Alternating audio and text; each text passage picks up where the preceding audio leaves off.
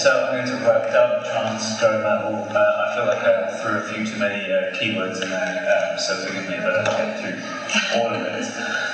This is a chapter from my book, which came out in January, which comes from my research, which is mostly on drone metal, sort of my ethnographic kind of reception studies. But I wanted to kind of talk about trance and dub as interesting comparisons to contextualize the religious, mystical discourses that came up in my fieldwork about drone metal. So what can we say about these three quite kind of different forms of music?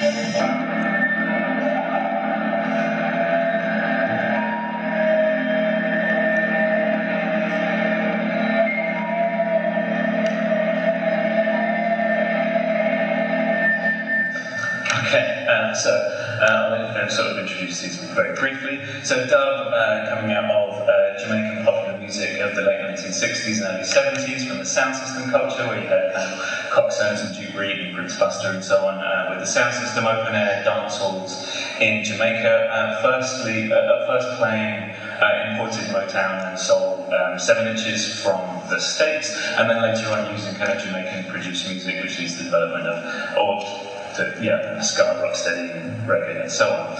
The kind of dub, the mythical origin point is a kind of serendipitous mistake, where a dub played for this record on the beach by the Paragons in 1967 is mispressed without the vocals and then played at the dance hall. People loved it, they already knew the tune and then sing along, so you've got this real kind of audience participation in kind of completing the track. Producers, particularly King Tubby and Lee Scratch Perry, really run with this idea of kind of removing the vocals and then kind of reintroducing snippets with echoes and effects and kind of strange reconstructions of a roots reggae track. Trance, or I guess psytrance, Goa trance, named for the beach town in southern India, which was a kind of destination for hippies at the end of the 60s, so similar kind of period, who at first played kind of these beach parties with psychedelic rock, Grateful Dead, Jimi Hendrix, and so on, before kind of moving on to the European electronic music, and then to a kind of form of electronic dance music itself. Perhaps if the unit of dub, at least at first, is the kind of B-side version of a 7-inch, then perhaps for psytrance we can think of maybe the most coherent unit as the DJ set, as a sort of journey through the night, where you're kind of piecing together these different tracks, beat matching to make a kind of seamless piece through which people are going to engage with that through dancing. It's also very high BPM, quite often quite short, repeated bass lines, and what I think of as a kind of almost kaleidoscopic, fractal kind of effect in the melodies, where you have this kind of slowly shifting kind of thing, and really characteristically kind of snippets, sound bites, samples from what Graham St. John calls freak folk outlaws, the Paradigm case being a track with, or heaps of tracks, with like a recording of Timothy Leary talking about LSD. So drone metal, which perhaps you might be less familiar with, really starts as an extremely marginal form of heavy metal. In the early 90s, this Earth 2 special low frequency version, generally considered to be the first drone metal record, 3 very long tracks of extremely sludgy layers and layers of very, very slow metal riffs, extended in 1996 by these 2 records by Boris from Tokyo and Sleep from California, which are basically single hour-long tracks of extremely slow, extremely repetitive metal dirges. Influenced kind of arguably by North Indian raga music, minimalists like the Theatre of Eternal Music, the Velvet Underground, and particularly Lou Reed's Metal Machine music, which you kind of think of as like a meditation on amplification and distortion and extension, I suppose, as well. But most of all from Black Sabbath, as you can see by the band Sleep ripping them off in sound and image. So kind of up until the late 90s, it's very much a kind of marginal, isolated recordings with these bands kind of listening to each other, but this band Sun really kind of, I think at the end of the 90s, really make it, really foreground the importance of the live show, particularly with their kind of, their robes, smoke, kind of consciously ritual atmosphere, and again, sort of hours and hours of like really bass-heavy dirges. And a bunch of other bands who kind of have their own particular kinds of take on this across the world. Always at the margins of extreme metal traditions, really, it seems. So, already maybe kind of discernible some kind of contrasts and resonances between these three kinds of music. I want to highlight a couple. So, firstly, the translocal imaginaries that appear in different ways. So, I already mentioned the kind of connection with the United States and African American music there at first. Then it becomes a bit more important a transatlantic connection with the UK, with the kind of Windrush, African Caribbean. People in the UK, record labels like Ireland, based in London, are kind of making stars of Bob Marley and the Wailers and Jimmy Cliff and so on. And also a kind of imaginal connection with Africa in general, and Ethiopia in particular as a kind of metonym for an uncolonised Africa. Psytrance as well, so obviously you have this kind of San Francisco, India kind of migration, I suppose, with all the kind of mystic Orientalism that might apply, and then later kind of scenes developing in Australia, South Africa, Israel, other places, for example. Drone metal never really has a kind of localized scene in the same way as many other forms of popular music. So at first it's just these kind of isolated recordings and bands that kind of connect with each other. You can see the subtitle of the Boris album is Special Low Frequency Version, which is a reference to Earth's Special Low Frequency Version. So you have these connections being made at first in very marginal ways, and also with this kind of elsewhere imaginary of kind of William Blake's Albion, or kind of sacred deserts and holy mountains, or even outer space, often coded with this kind of vague transcendental spirituality sort of stuff attached to it. Also, there's a creative use of traditions in each of these things, and I mean that both in kind of sound as well as in terms of appropriations of religious traditions. So dub, obviously, like reggae, very much influenced by Rastafari. You could perhaps push you to think of Rastafari as almost a dub version of a colonial Christianity. With very much a kind of Africanist focus on Haile Selassie, the Emperor of Ethiopia at the time, as the returned Christ, the conquering lion of the tribe of Judah. Psytrance, we have Hindu, Native American, Mayan, Shamanic, Neopagan, Christian, Buddhist, Taoist, Hindu, Eastern spirituality, and so on, which for Robin Sylvan calls a hodgepodge hybrid with the till and New Age melting pot. You get a similar kind of thing in drone metal, very much a kind of bricolage of bits and pieces of sort of various kind of ritual and religious traditions that appeal to particular bands. I picked up Alma albums because they kind of that really marks them as doing something different to kind of the traditionally imagined antagonism between metal and religion and Christianity in particular. You know, an album called God is Good is quite unusual in metal. Other aspects of drone metal, like the Sun, who are pictured there, is much more congruent with extreme metal's normal engagement with religiosity and sort of, you know, vague ritual gear and archaic ancient temples and so on. Okay, another really important kind of thread in all of these things is a focus on sonic materiality. What in the bass in the kind of sound system for Julian Henrique is important as a material thing in and of itself. Psytrance, very similar, an obsession with the raw material of the sound, and also in drone metal albums called Amplifier Worship, and in the concert poster there, like the amp as the kind of strange kind of temple at the end of the weird quest or whatever. Amplifiers set up as the altar in a church for a performance, for example. And so I think kind of all of these things tie into a concern or an engagement that's been understood by participants and also by scholars as kind of related to mysticism and religious experience in all of these traditions. Okay, but they've been understood quite differently.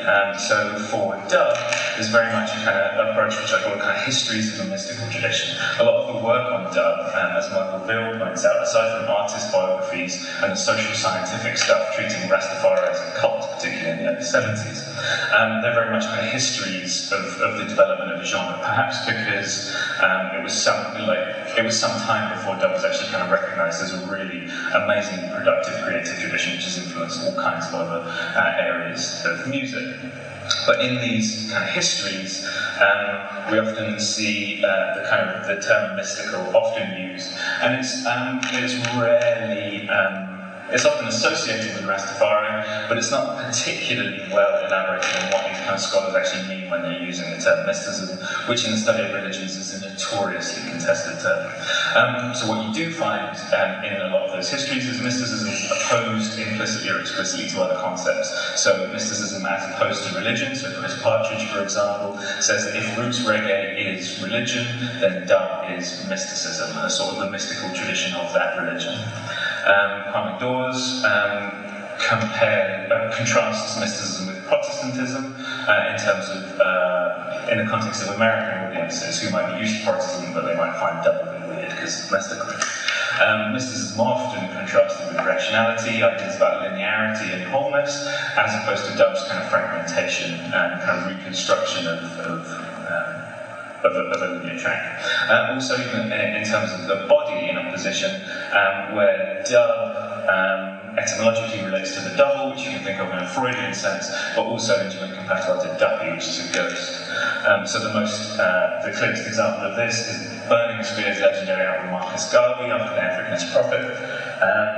The dub version of this record is called Garvey's Ghost. So you have this really clear kind of dub representing a kind of certain ghostiness, which you can connect to kind of African diaspora, like Atlantic kind of post-coloniality. In psytrance, by contrast, there's much more work from an ethnographic participant observation type approach, and that often kind of understands the religiosity, the ritual aspects of trance within a framework of kind of religious experience. So in much of this work, so for example, in some of these books, which are kind of broad surveys, psytrance almost comes up as one of the paradigm cases for a secular popular music culture in which people are participating in creating something that kind of relates to ritual and religiosity.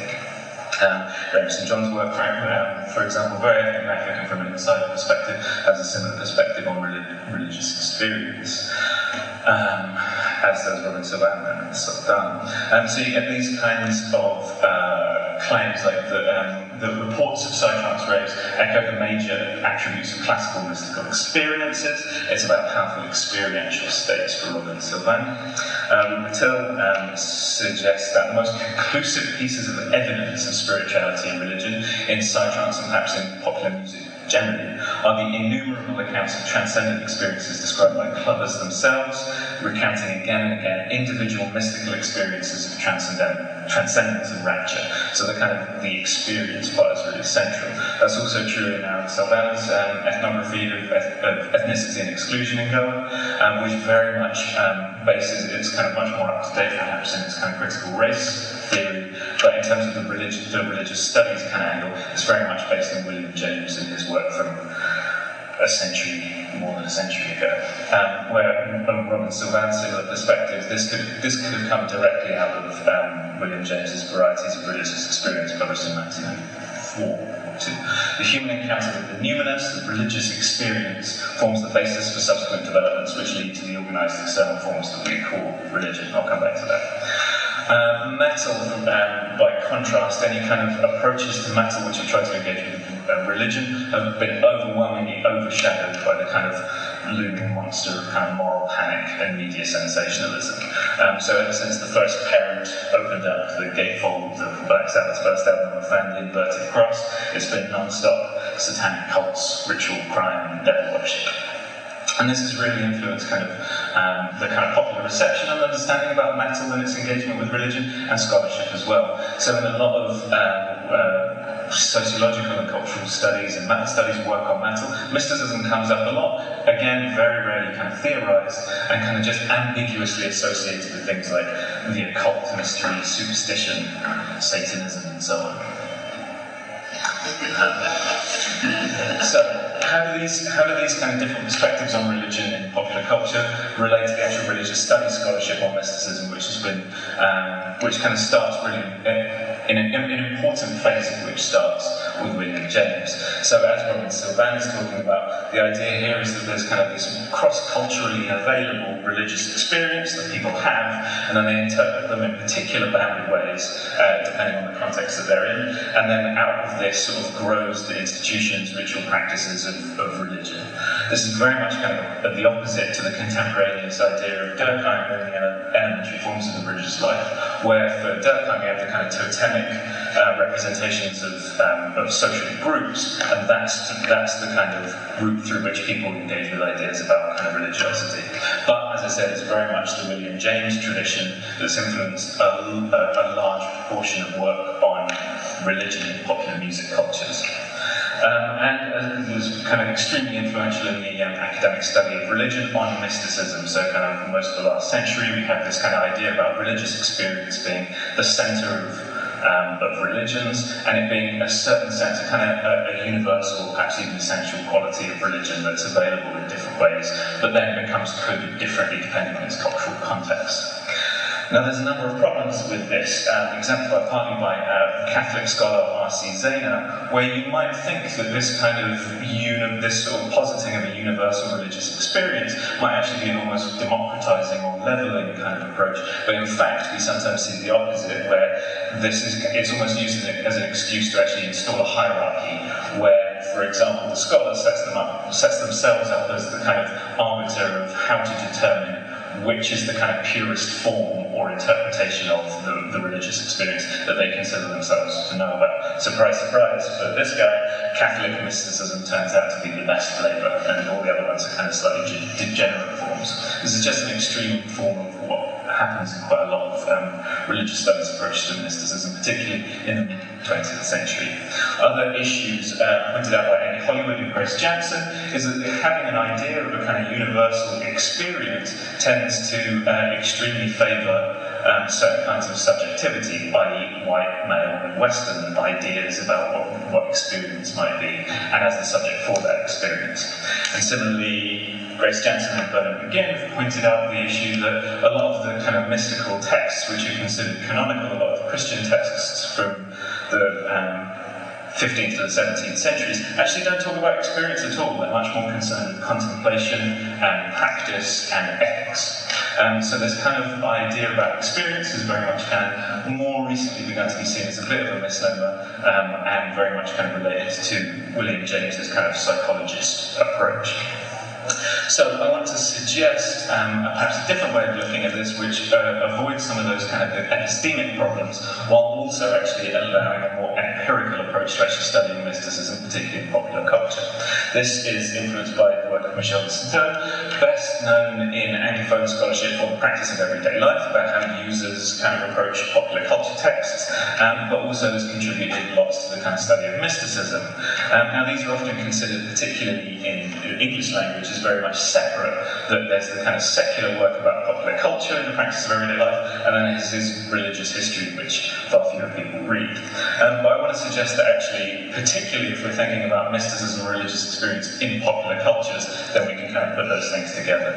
So the ideas in the practice of everyday life about reading as poaching, uses that people make of popular culture texts, and on the other side, in kind of mysticism, dissolving that experience between the division between text and experience, and kind of looking at a mystical tradition as a particular kind of operation on an inherited tradition of text.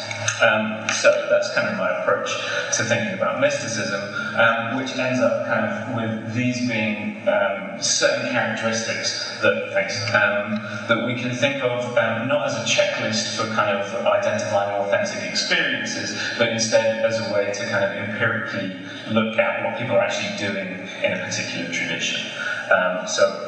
I won't go through that in detail, but you can perhaps imagine how that might connect to the kinds of music and the resonances that I highlighted earlier. So in terms of violence, other scholars have identified the importance of violence and ritual and the connection between mysticism and ritual, particularly at times of crisis. So rituals being performed in particular ways at times of crisis, or in response to crisis, or as just a kind of general way of channeling anxieties about categories. So I'm thinking of Mary Douglas there.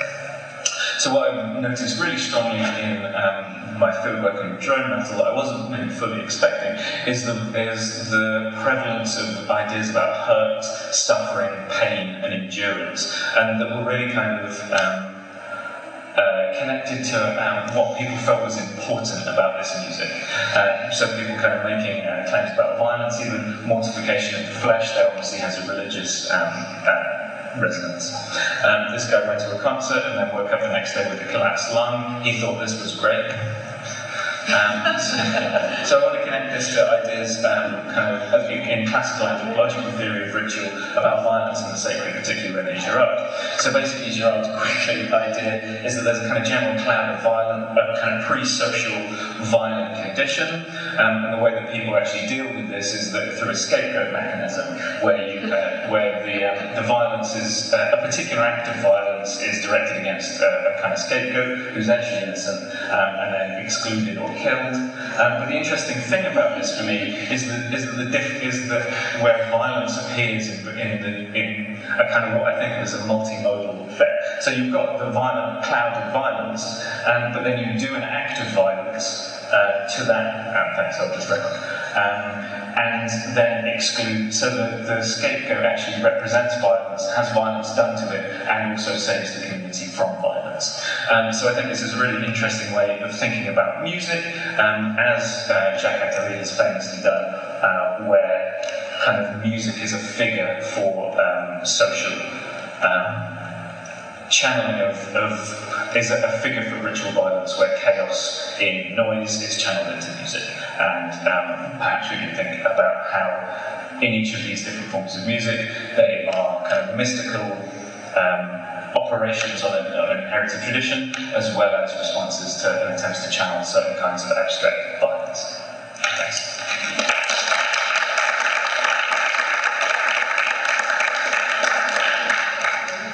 Any question? I guess it's a clip, but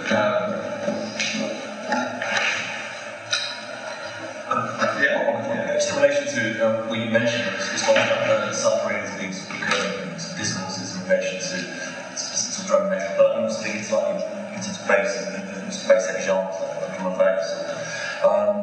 It's not sort of it's not just it's sadomasochistic. There is an element of pleasure as well. It's not just about hurt. When we say hurt, it hurts so good. So I mean, how is that accommodated by kind of mystical narrative? Interesting. Yeah, I mean, I think there's good question. I think another thing that's going on in terms of when people are talking about pain and suffering is that they're using that as a way to make claims about the importance of this music, right? So some people would say, I go to death metal concerts and they're fun, but drone metal concerts, they're serious. And there's a way of kind of constructing a sacred separateness by making these claims about violence. But yeah, in terms of the actual kind of enjoyment, that's really interesting because there's very much a tradition in kind of Christian monasticism about the connection between ascetic kind of mortification of the flesh and so on, and these kind of extremes of pleasure as well, which is partly what makes both the pain and the pleasure in the pain is partly what makes mysticism controversial in medieval Christianity. And I think perhaps we could see echoes of that in these music cultures. Are there any connection with in religion? We have mantra where they use like a certain sound and they just drone onto it. Like, is there a connection with perhaps the Southern music, which is very slow, and is there a connection with mantra? Yeah, I mean, in my fieldwork, people mention these kinds of things a lot. I wasn't necessarily concerned to kind of go and find out whether the claims that they made about it being like a shamanic practice or it being like Buddhist music or anything. I wasn't too concerned to kind of like go and find out whether that was historically accurate according to my academic perspective. But it was definitely a really important discursive claim that people made, that there was this sort of, the kind of, the discourses on mysticism, which were very much kind of influenced by that 20th century scholarship and the popularised one by Aldous Huxley, for example. People those ideas had already filtered in through to the ways that people thought about that, and so that people would speak about mantras and kind of in sometimes quite kind of Orientalist terms about kind of imaginations of sort of tribal drums or whatever. And so it was very much,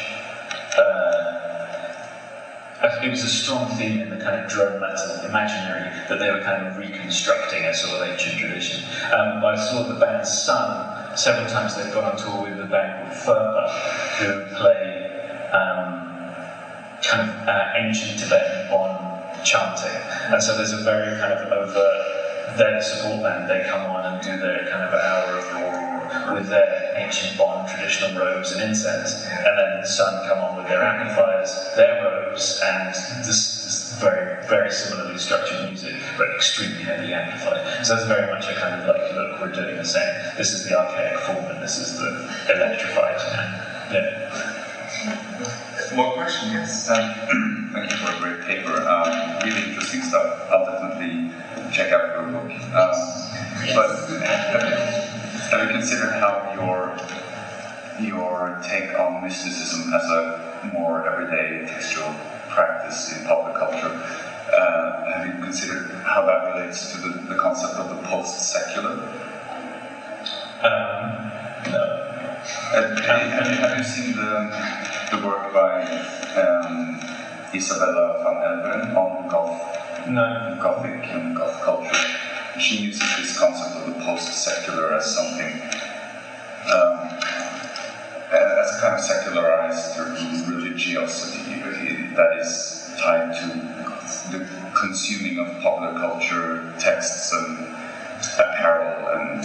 That sounds really interesting, and thanks for I'll get a reference on, because it definitely seems like people so often said to me, I'm not religious, but I love going to drone metal shows in churches, or saying that like it reminds me. There was a wonderful interview I did with somebody who grew up in a communist country, and she said it was going to a drone metal show reminded her of being a kid and going to church with her grandmother, and she just this kind of experience of complete mystery of what the hell's going on, and her grandmother's talking to somebody who isn't there, and she was not at all religious and had never been in the rest of her life, but had this sense of like, I don't believe in any of the religion, but there's an undeniable kind of sense of weird mystery that's definitely quite powerful.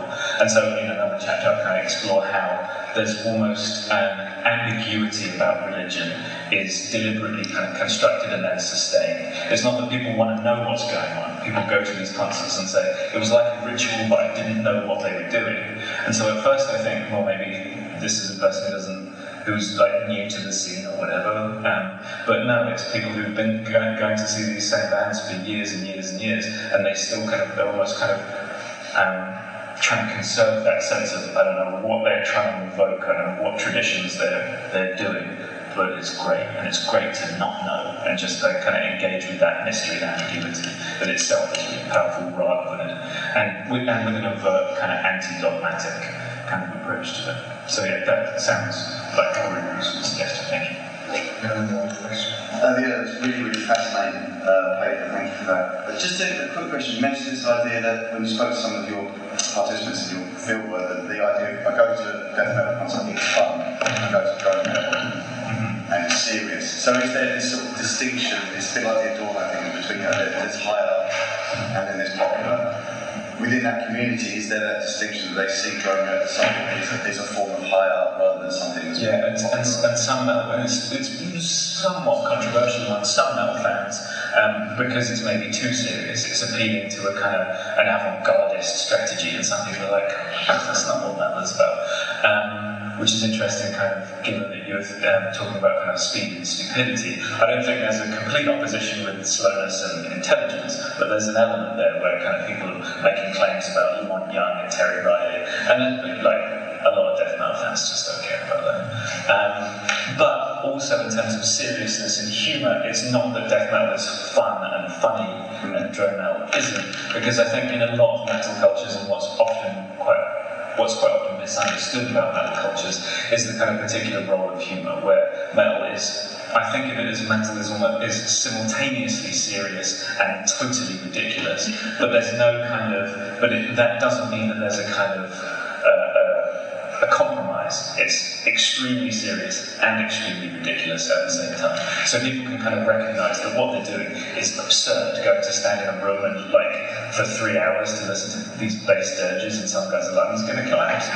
It's absurd and at the same time kind of serious and even sacred and mystical. Yeah, I sort of think about it in terms of the communities constructing a sense of hierarchy that, we are, our music's more something, you have to be a particular type of person, perhaps a particular level of intelligence to be able to appreciate it, and then they start to create these sort of hierarchies that makes them distinctively different from those that maybe would listen to grindcore or... Yeah, I would say there was I didn't... a form of snobbery, I suppose, for one. But... Yeah, and I think you can also think about that in terms of demographics that I didn't really go into because partly because of methodological concerns and stuff. But when I came to do my interviews, I found that there was a very high proportion of people with doing PhD research and stuff like this, and there was a fairly middle class kind of background to this, which again would be different to other audiences of metal subgenres. However, I would say that I think it's important to note that lots of popular music genres are like this, but metal often gets singled out for being a white male, which it is in the majority, but so is folk music. People don't have a go at it, but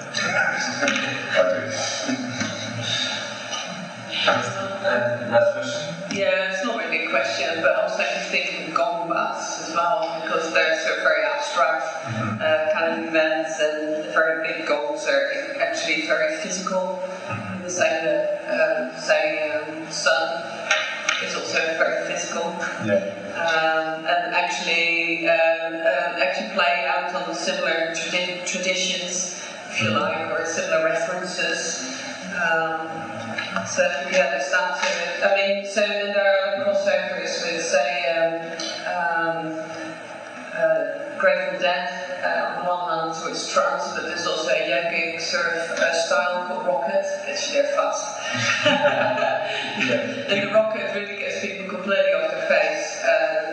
People did often talk about this as, several people mentioned it as enforced meditation, which I think is quite interesting because sometimes people struggle with meditation and you sit down and but this was definitely an aid because you can't think, you can't move, you can't do anything, you may not even be able to breathe normally, and so you really kind of do feel locked in position, just not really able to do anything but apprehend the extremely physical sound. But yeah, the gong bath is definitely something I want to look into, because now I'm now doing research for a music therapy charity, so it's kind of really interesting that these ideas about mysticism and religious experience and so on can actually, and particularly in sound, can actually connect up with ideas about catharsis and then healing and therapy and so on. People are doing this because it works. Yeah, and then there's things about the gong having a horizontal sort of way that the sound works, and the bells have a more spiraling upwards, so more upwards to a direction of the way that one perceives it as well. That's another story. And last but not least, there's this track that I almost by accident came across by the book with this dubstep grind kind of act, and they work with Earth. With Dancecult, yeah. This amazing track called Owen, which I use for a yogic pranayama session, and it worked very well. Yeah, because there's a number of in Pittsburgh, in New York, and London, sort of drone metal yoga or metal yoga sessions, and it's often drone metal's quite marginal, but it's often the drone metal stuff as well as some other kind of doom metal stuff, which is often used, which often comes up more often than other kinds of metal in the sort of metal yoga stuff. Thank you. Thank you. The University of Huddersfield, inspiring tomorrow's professionals.